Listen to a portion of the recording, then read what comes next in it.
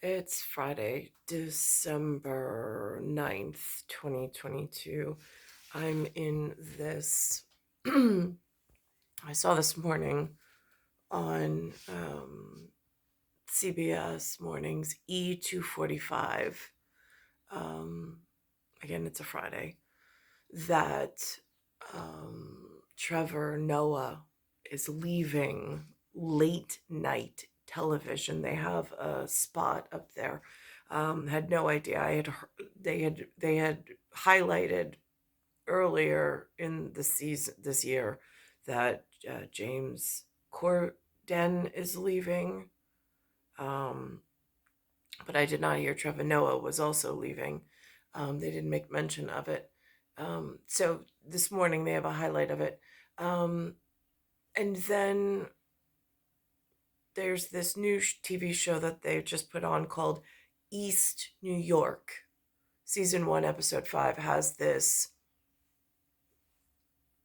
green tent mention of a theoretical residency building.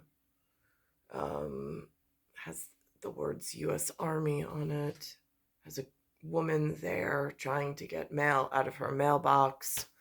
And then there's some tenant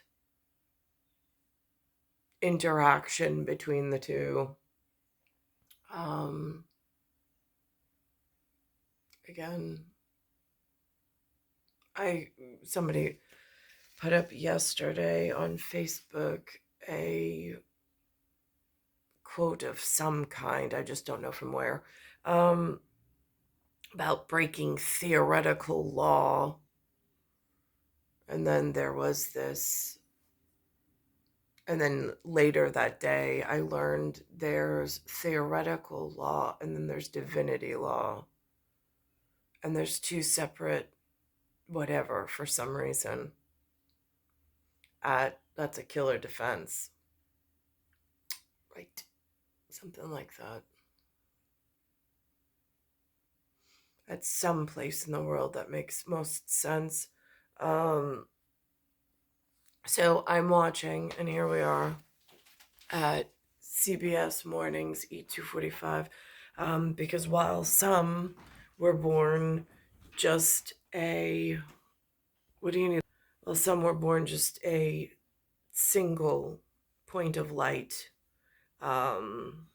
seeking shelter in a solar system where there are birthing stars in a galaxy that very little is known about if you just arrive as a single star.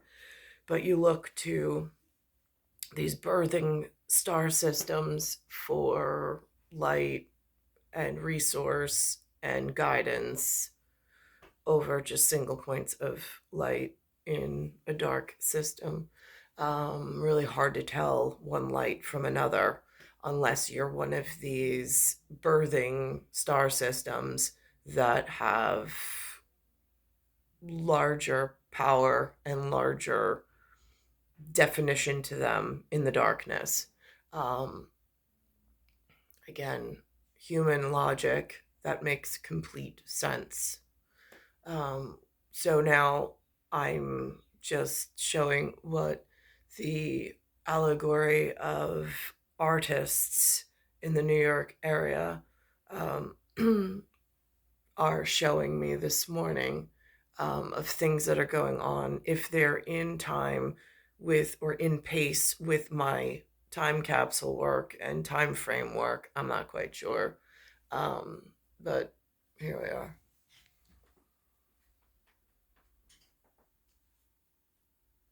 Just a few more hours before I fly back home to Africa. Rafiki's holding up the new kid. We've all got to be there. It's a thing. Trevor Noah's last night as host of The Daily Show, 7 years after Noah took over for Jon Stewart. Don't be sad. I know a lot of people are sad, but please don't be sad. You should be happy that an African leader is peacefully leaving power. That's never a guarantee. That's never a guarantee. This morning's Eye Opener is presented by Progressive, making it easy.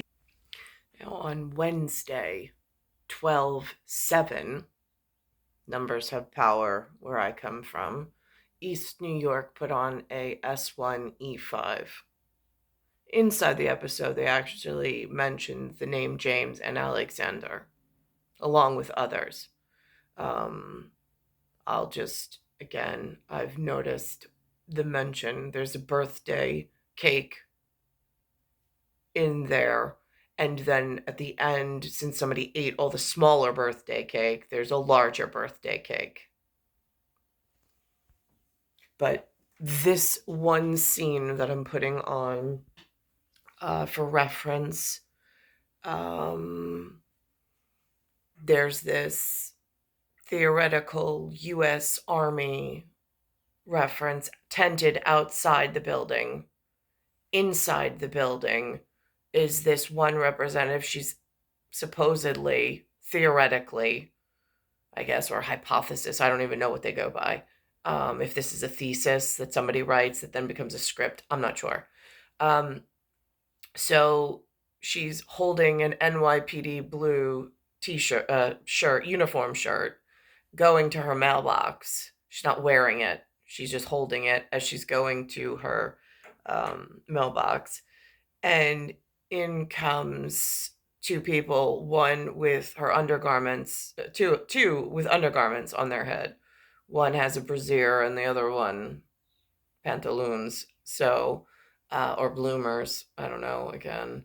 And I'm watching this, and then there's an interaction while this is going on in the lobby of the building, with undergarments on their head and some hazing is what it looks like. This girl's trying to get her mail out of her mailbox and be respected, but she's being disrespected in the lobby. And then this woman comes in and proceeds to yell at her on top of the already disrespectful lobby. This person in the building, for which the person at the mailbox is trying to get more respect amongst some of the other tenants, is agitated and angered by the presence of this woman at the mailbox, who has already been disrespected by the lobby, for whatever that means in Paradox.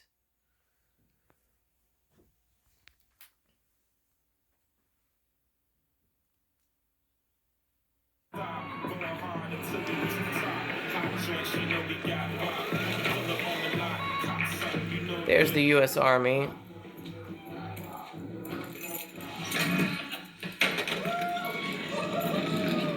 Is that my underwear? That's my stone shirt! Serves you right. Excuse me? Ticketing those tenants. Shame on you. Well, they were being disrespectful. No, they weren't. You were. Well, I'm sorry you see it that way. I'm not the only one.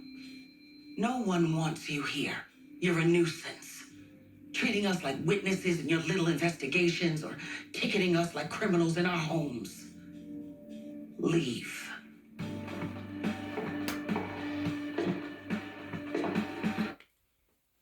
Now again, I've had some very few respectful interactions with women like that. Few.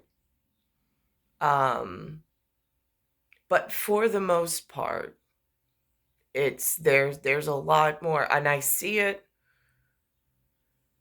the further I go from the residence. If I stay closer to the residence, it doesn't seem like they come in. I don't know if that's like a shelter in place kind of a thing, that they're not allowed in. Otherwise, it's a bigger ticketing issue.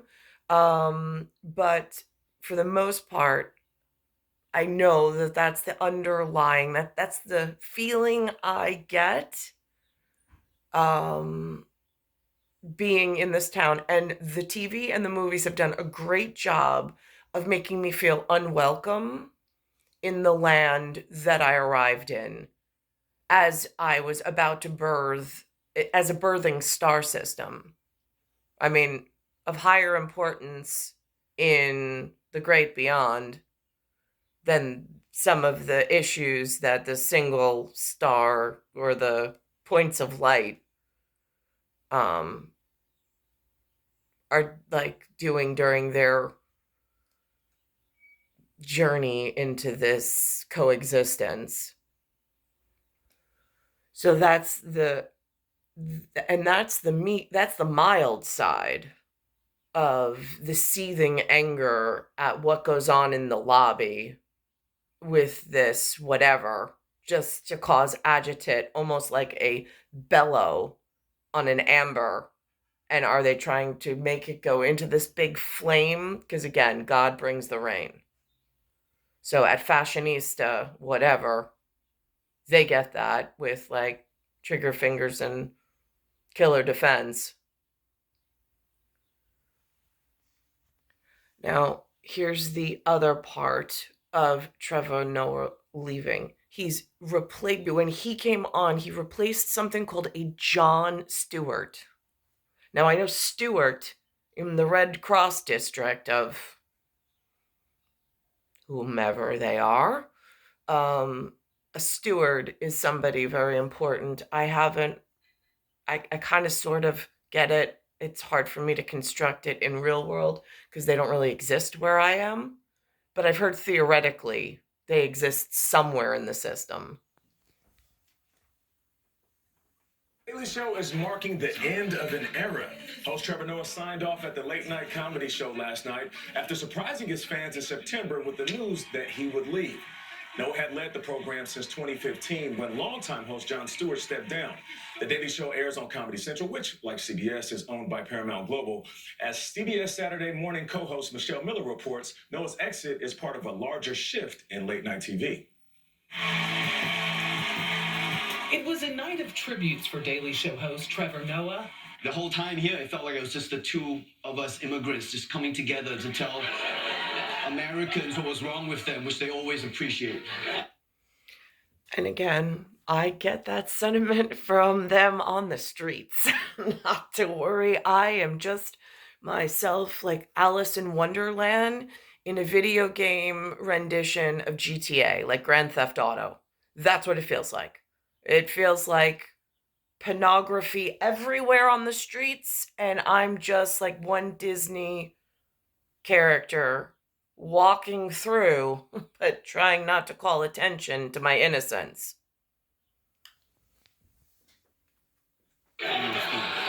As his correspondents and celebrities took turns sending him off with a bit of a roast. As someone quitting a job in America, you're about to lose your health insurance, so you should probably sign up for Cobra.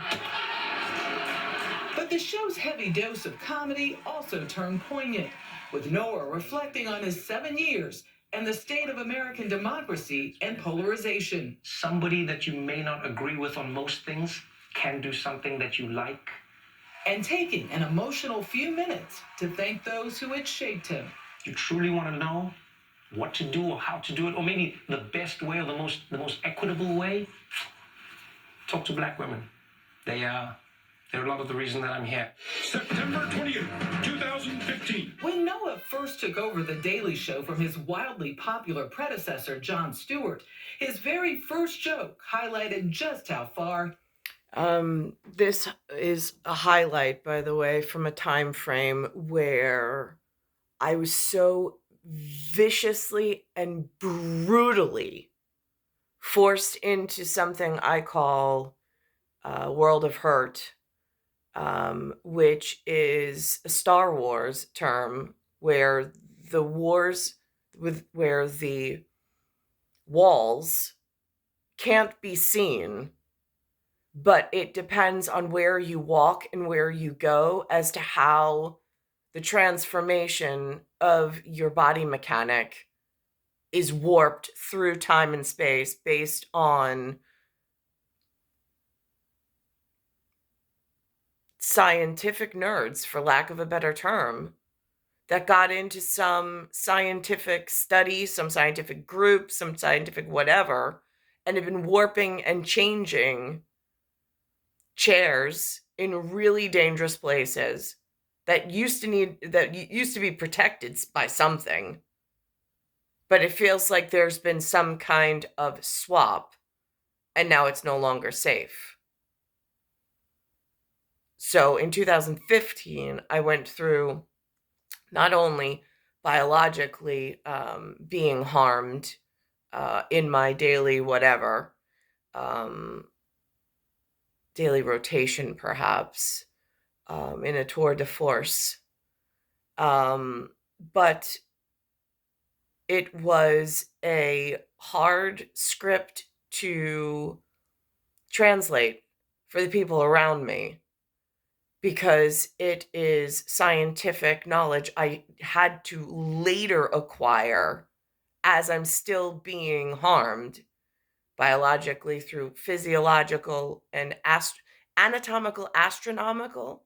Although I don't want to give that to Anna necessarily, because I don't know what her people had to do with it. But then there's this cyber relationship, for lack of a better term, in some form of cichlid. He had come. I'm not gonna lie, growing up in the dusty streets of South Africa, I never dreamed that I would one day have, well, two things really. An indoor toilet and a job as host of The Daily Show. I sat down with him in 2016 for CBS Sunday Morning. He talked about his childhood during apartheid, his first year hosting The Daily Show, and the mixed reaction to his appointment. When The Daily Show came out and said, Trevor... For me, this stuff looks like a loaded weapon that certain tenants of this land that have access to watching this stuff don't even know is a loaded weapon, that other people from the great beyond their reality are using for strategy, war tactics, planning the future and planning future wars and planning obsolescence, planning on torturing and hurting people from like fields of field of dreams. Trevor Noah, our new host. America was like, who? It was. You know, my favorite thing, it was like America was like, who? And then there was like a subset of people in America, many of them immigrants, many of them people who had family overseas, and they were like, finally! Matthew Bellany is a founding partner of Puck, a digital media company. This is still an overwhelmingly white male. Puck, is that a hockey reference? NHL? I mean, that's the only hockey agency I've ever heard of. Or hockey, like, construction into some reality of teams that gather around one 3-letter agreement. Profession. But Trevor Noah at least looked different and had different thoughts and perspectives. Though Noah initially struggled to attract an audience, his show eventually grew in popularity, particularly on social media. But TV viewership has continued to decline, falling 58% since the start of the 2016-2017 broadcast year. And The Daily Show isn't an isolated case. The leading network shows have all seen double-digit decreases, prompting concern over the future of late night. In many ways, the era of late night television is gone. That's why I think whoever takes over The Daily Show is going to need to transition that show into a streaming audience. There's this concept of something called consumer confidence. I'm struggling with that theory. With the elections and this free will and free elections, I'm also struggling with when it comes to this space and how they've used it or how they've misappropriated it. His exit is one of many high-profile changes hitting late night in recent months, including the cancellation of Full Frontal with Samantha Bee and the departures of 30-year veteran Conan O'Brien and relative newcomer James Corden, who will step away from late night next year. From the bottom of my heart, can I be the new host? As the search for a potential Daily Show successor begins, Comedy Central has announced a roster of guest hosts for next year. And like, this is another real event I've experienced with raising 4 sons. You have a rule in the house. The house is to be run a certain way. Then all of a sudden, you have some mixed group setting. And then this theory of taking turns comes up. And based on what this performance looks like and what they're actually talking about, and how high up, or, I mean, are we just talking like a simple birthday, like a simple game at like everybody's birthdays, and we're leaving the conversation about a birthing star system somewhere else for this one hypothetical? Or are you talking about, I mean, because then this becomes difficult because then fights break out. Including well-known names like Al Franken, Chelsea Handler, and show alumnus Hassan Minaj. Thank you so much for coming out. While Trevor Noah hits the road once again. This has been an honor. Thank you. For CBS Mornings, I'm Michelle Miller. Wow. Well, they have some good choices. I did reach out to Trevor yesterday, or last night, to say, will you come on our show? He said, I'm already on a plane. Yeah. I'm already on a plane. So, I am free. we wish him luck in wherever he's going in his next chapter. I think it's great. As we know, making TV is hard. Yes. Yeah. And it's even harder Every day. to walk away. So, day. Trevor Noah, well done. Yeah, cheering him on. Oh. All right, up next, you'll have the story. Now, what's interesting enough on this character, her collar brass has the number 74. Just saying, JC 28. Whatever on that. That's a local reference I used. It's my mark on landmarks. Yo, They put me on hold. you wanna go grab a drink? You know, you think a cop calling the city about a busted elevator in the projects would, help move the needle just a little bit. You know how many elevators are broken down all around the city? Yeah. It would take the president of the United States being stuck inside to get them to fix it. You're a genius. You're a genius. Not sure what I said, but okay. Call in 311 and tell them that Deputy Mayor Sharp is stuck inside this elevator? I should phone your superior. Well, according to Penal Code 1968, Ted, this broken elevator is a life and safety violation. Don't penal code me. Fine. Mrs. Ferguson. Who? She's 68 years old and lives on the 6th floor. She has a wheelchair and hasn't been able to go outside for the past 3 months because you never came around to fixing this elevator. And then there's Mr. Williams. He's 82 on the 5th floor. He's diabetic and walks with a cane, and he's been missing his past 3 months of doctor's appointments because of this broken elevator. Okay, Susan B. Anthony. You made your point. No, I don't think I did, Ted. The only reason you came here tonight to fix this elevator is because you thought someone important was stuck inside. But I want you to know that every single person in this building is important. You might want to save some for your Emmy speech. And I'm just glad we're finally having that beer. The foyer isn't exactly what I had in mind, but yeah. What are you talking about? This is our den. And out there, it's our living room. I've learned. Okay. That should do it. Let's take it for a spin.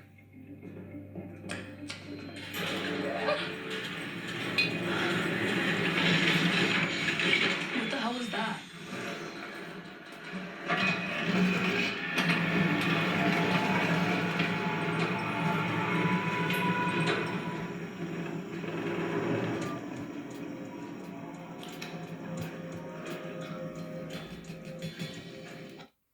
Oh my God, they had a stash of weapons. Here you are thinking you're fixing the elevator for the people on the top floor who trapped up there, can't get up, can't get down. And then you call the super, he fixes the elevators, and it uncovers a stash of guns. And what are, I mean, it's a building. It's a den. And then outside, she said there's a living room. I don't know, in theory or thesis, that's how they wrote this particular part. I don't know what for. But again, there's this storytelling going on. It's star 1978, star 8378, Nicole Cattaruzza. It's Earth, solar system, Milky Way universe, galaxy is broken. And it's Bayside Station, Bayside, New York, 11361. And this is the veil, I suppose.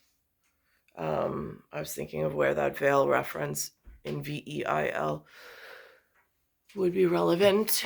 And I'm thinking they once had a movie called The Princess Bride, where that theory might be relevant. That came out in the 1980s, that movie.